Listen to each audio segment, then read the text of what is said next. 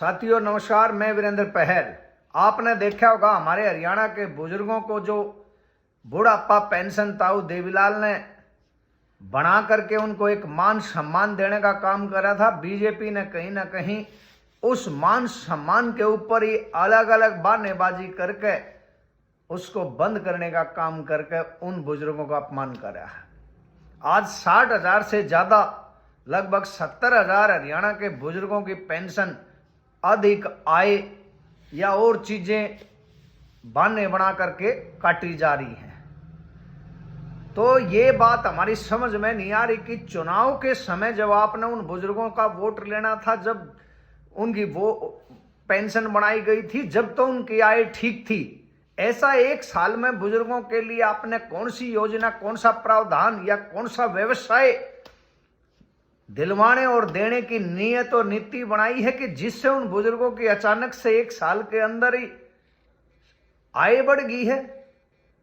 जिसका पैमाना बना करके उन बुजुर्गों की पेंशन काटी गई है? ये कौन सी बात है? और हमारे जो ये एमएलए हैं, इनकी भी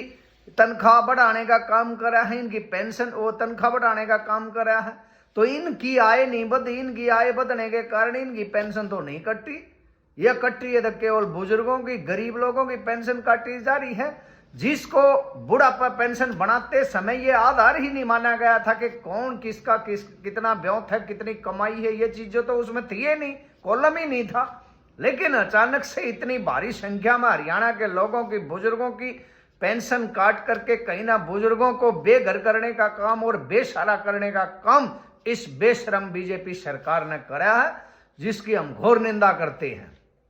और इस सरकार से कहते हैं कि अगर सरकार ने सबक और सीख लेकर के अपनी इस गलत कदम को पीछे खींच करके हम इन सभी पात्र लोगों को दोबारा से पेंशन देने का काम नहीं करा, तो एक बहुत बड़ा आंदोलन हमारे हरियाणा प्रदेश के बुजुर्गों के लिए, पेंशन धारकों के लिए भी हम करने का मन बना चुके हैं और जल्द ही उसकी रूपरेखा भी बना दी जाएगी। तो सरकार इस तरह के वाहियात फैसले ला करके हमारे बुजुर्गों का अपमान कर रही है, उनको बेसहारा करने का काम कर रही है, उनको अपने हाल पर जो दवा दारू के लिए एक बुढ़ापा पेंशन का उनका सारा था, वो सारा छीन करके उनको कहीं ना कहीं मौत की तरफ धकेलने का काम कर रही है। ये हरियाणा प्रदेश की जनता बिल्कुल भी स्वीकार नहीं करेगी। और